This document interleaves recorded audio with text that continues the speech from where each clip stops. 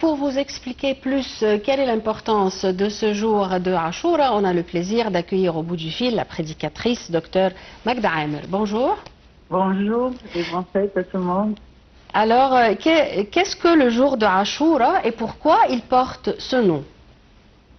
Voilà, c'est un jour qui est le 10e jour de Muharram qui commémore le jour où Moussa traversa la mer Rouge avec son peuple et il fut sauvé du pharaon et du coup pharaon fut englouti avec ses troupes.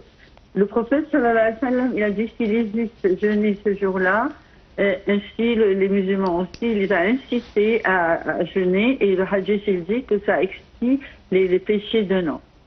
Du coup, il est recommandé de jeûner ce jour-là, de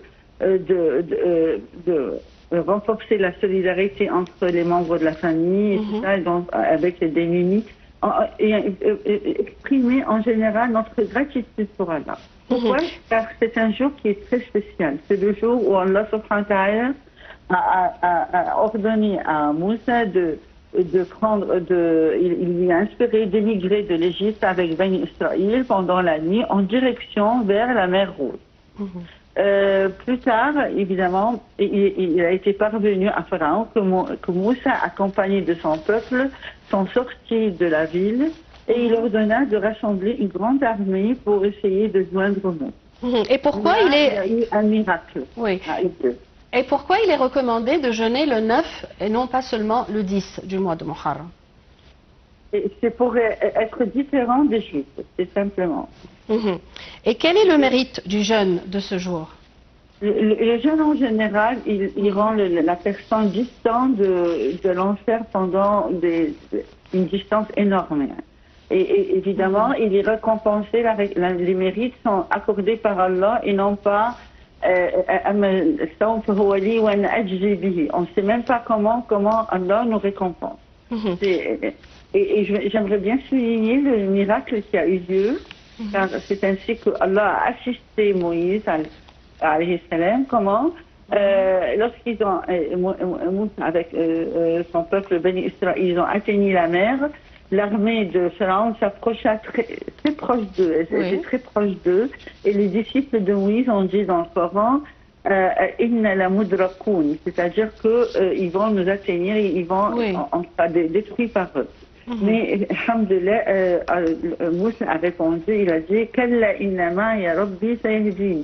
Non, il faut avoir confiance, nous avons confiance en Allah qui va nous assister, il va nous guider. Et du coup, c'est ce qui s'est passé. Allah lui a ordonné à Moussa il avait son bâton, de frapper la mer avec son bâton. Il s'est fendu en deux énormes versants, comme si c'était des montagnes. Et au milieu, c'est ça le miracle, il y a eu comme une voie qui est très sèche. Subhanallah.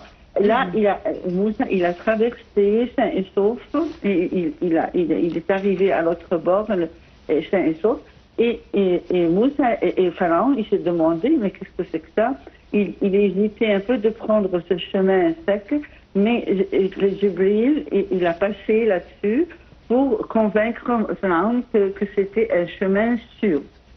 Et du coup, Pharaon, avec son groupe et son soldat, ils ont traversé ce chemin, mais voilà, Allah, subhanahu wa ta'ala, d'après sa planification, au milieu quand ils étaient juste au milieu, la mer, Allah ordonna à la mer de revenir à nouveau, de venir de la mer, ce n'est plus une voie qui est sèche, et voilà, Pharaon et ses soldats ont été noyés.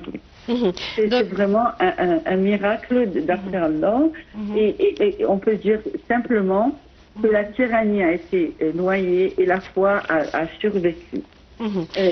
Aussi, c'est une bonne leçon pour chaque arrogance, chaque un tyran, voilà. Et la tyrannie, il y a eu la fin de la tyrannie, c'est d'être noyé, la désobéissance, ainsi que la terrible arrogance de Moïse. Le châtiment était énorme.